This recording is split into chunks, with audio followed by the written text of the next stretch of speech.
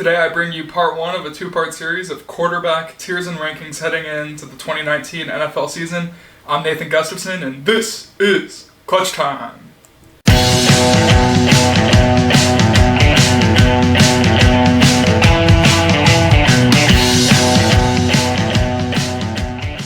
So we'll start with bottom tier starters in the NFL. These are roughly the 6 players who I believe are the bottom level of starters in the NFL. These guys need a steady defense and a solid running game to have any chance of winning in most football games. And they go like this. At 32, I have Ryan Fitzpatrick of the Dolphins. At 31, I have Dwayne Haskins, the rookie for the Redskins. At 30, I have Lamar Jackson. 29, I have Eli Manning. 28, Josh Allen. And 27, Mitch Trubisky. Just to sort of quickly explain here, I certainly see some potential in the games of Josh Allen and Dwayne Haskins, but they remain in this bottom tier sort of for now. Lamar Jackson just kind of has an inability to throw the football. He is truly a running back playing the quarterback position. A lot of people make fun of him for that, but he has a really hard time making pretty basic throws, and it limits the Ravens' offense. You saw it in the playoff game against the Chargers when they were pretty much rendered helpless to succeeding on offense in that game. The one player on this list where I would expect some pushback from my audience is Mitch Trubisky, being the 27th best quarterback in the NFL. A lot of people like him because he was on a winning team. That seems to be a big thing, that if a quarterback wins, we must shower that quarterback with praises and compliments. But the reality is, Mitch Trubisky is an inaccurate quarterback at every level. He has a difficult time completing short, intermediate, and long passes.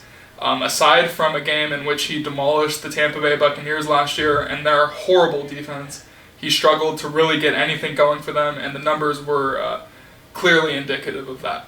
The next tier, what I have is the 8th tier of quarterbacks in the NFL, is actually a one-man tier. That man is Kyler Murray, the first overall pick this past season. I think he's going to have struggling moments as a rookie, but his ceiling is very high. He's a phenomenal athlete, he has a cannon for an arm, and he's actually a pretty accurate thrower of the football. There's a lot to look forward to for Kyler Murray if I'm the Cardinals.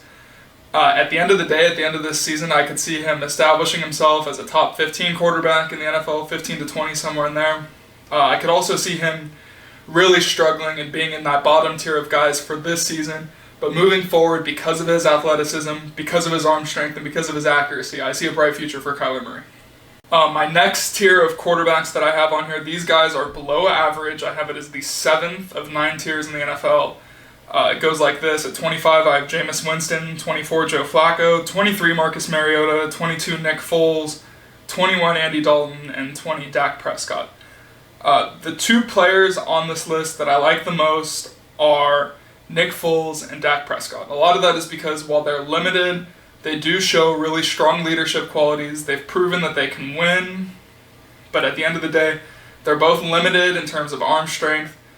Certainly for Dak, he's limited in his accuracy throwing the ball down the field, and both of them have struggled at times to lead high-powered offenses. In Nick Foles' career, he's really struggled when he hasn't been on the Eagles. I'm anxious to see how he does on the Jaguars. Certainly he's shown flashes like he did in that NFC Championship game against Minnesota and in the Super Bowl against the Patriots. Outside of those 2 games in the one season where he did have a 27-2 touchdown to interception ratio, he has not proven consistency throughout his career, which is why it's tough for me to put him above this. Sort of for Andy Dalton and Joe Flacco, who are kind of similar, they both throw really good deep balls. They're both very inconsistent. They have a hard time throwing accurately on both short and intermediate routes. That's sort of why they're in this tier. Jameis Winston, I feel like, was very blessed with a big body, a big arm, and some athleticism.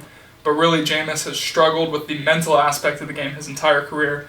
And Marcus Mariota is in this tier for a couple reasons. One, his accuracy is kind of actually depleted since he came into the league, which was a disappointment. I felt like in his second year in the NFL, there was actually a lot there to see.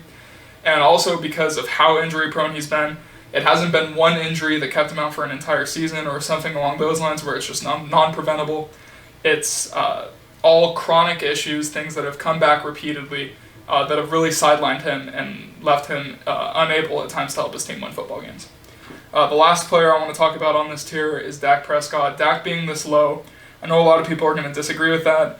At the end of the day, he needs a lot of help to win football games. I feel like the Cowboys have a loaded roster, a top 5 one in football, And ultimately, Dak is more than welcome to prove me wrong this year, to prove that he's worth more than that. But at this point, the excuses have to end. He has DeMarcus Lawrence. He has Jalen Smith, Sean Lee, and Leighton Vander Esch are just stud linebackers. He has Amari now. He has a top 3 offensive line in football. He has an elite running game. Dak has been gifted everything since he came into the league, and it's time for him to win more than one playoff game if he wants to be any higher on this list. So this is Tier 6. These are quarterbacks who I believe are young, talented, and unproven, but certainly have shown flashes of potential. That is at 19, Sam Darnold, 18, Jimmy Garoppolo, and 17, Baker Mayfield. A lot of people would probably want Baker to be higher. I see a quarterback who was 1-5 against winning teams last year, who certainly showed flashes. He showed he can be an accurate quarterback. He can make all the throws. Those things I like. A lot of people hate on him. They call him immature. Personally, I don't mind it. I like the enthusiasm. I like that he does things to uplift his teammates. It's not egocentric, the type of sort of hyper stuff that he does on the sideline. A lot of it is for his team, and I can certainly respect that. The issues that I have with him have nothing to do with those that type of thing, with other people calling him immature. I don't really see that, but he is still unproven in terms of talent.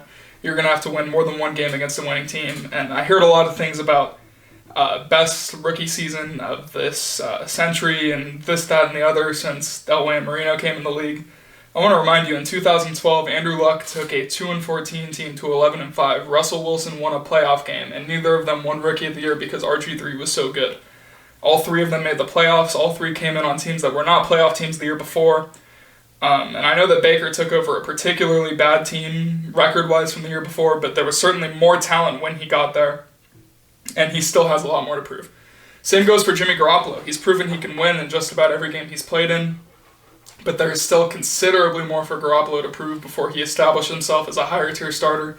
12 games in his career is nowhere near enough for me to put him higher, although the true talent that he has would indicate that he certainly has the potential to get there. And for Sam Darnold, the last quarterback who I put in that list, I could easily have him lower in either the below average or even that bottom tier based on how he played last year, but I think he came into a situation in the league with a defensive coach, a lack of weapons, and a god-awful offensive line where he was not built for success. I think this year will be much different with Adam Gase and Le'Veon. I think that he will take a serious stride forward. Like I said, there's going to be a predictive element to this episode. Sam Darnold certainly plays a role in that, and the reasoning why. I do believe he takes a big step forward this year, sort of establishes himself as at least an above-the-middle-of-the-road quarterback. He has good arm strength, good accuracy. He's proven he can be an athlete. He has a good pocket presence, and there's lots to look forward to for Sam Darnold. For Tier 5, I call these 4 stud quarterbacks who are coming off awful seasons. That's at 16, Kirk Cousins, 15, Derek Carr, 14, Cam Newton, and 13, Matthew Stafford. We'll start off with Stafford, who rightfully and accurately gets a lot of criticism for his inaccuracies and his awful decision-making as a quarterback. But I have him as high as I do at 13 because the potential is always there with him. He is streaky, but when he is accurate, he has probably a top 2 arm in the NFL. I would have said best arm before Patrick Mahomes came on the scene last season. But Stafford is still, at times, an excellent quarterback. The issue with him is consistency. At 14, I have Cam Newton for the exact same reason. The guy is built like a god. 6'5", he's huge, he can run, and he can actually be an accurate passer at times. But it's the same thing, the streaky inconsistencies that keep him lower on this list. At 15, I have Derek Carr. Derek Carr is sort of in this tier for having a rough season last year. I actually think that he has more consistency to his game. He's more often accurate than Newton and Stafford. But with that being said, coming off a 5-11 year on a team that I didn't think was that bad, there's a higher standard for him. I liked him coming out of college. I think he has a strong, accurate arm, so there's really no reason for him to struggle how he did. I thought he had poor decision-making at times, and ultimately was unable to guide the Raiders in the right direction last season. And lastly in this tier, I have Kirk Cousins. Kirk is here. I would have had him higher going into the season last year, but you take a team that had studs on every level of defense. They had excellent players on their defensive line at linebacker and in their secondary.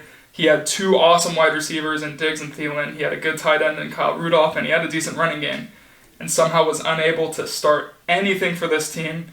To have that much talent on a roster and to not make the playoffs falls on 2 people's shoulders, the quarterback and the head coach, both of who Going into last year, Mike Zimmer and Kirk Cousins, I had high hopes for. Both ultimately let me down for the Vikings, and while I expect both of them to bounce back this year, for now he deserves certainly to be in this tier and possibly even lower in the rankings. That's going to be it from us today. Make sure you tune into our next episode where I round out that list and I'll let you know who the top 12 quarterbacks in the NFL are. Thanks for watching.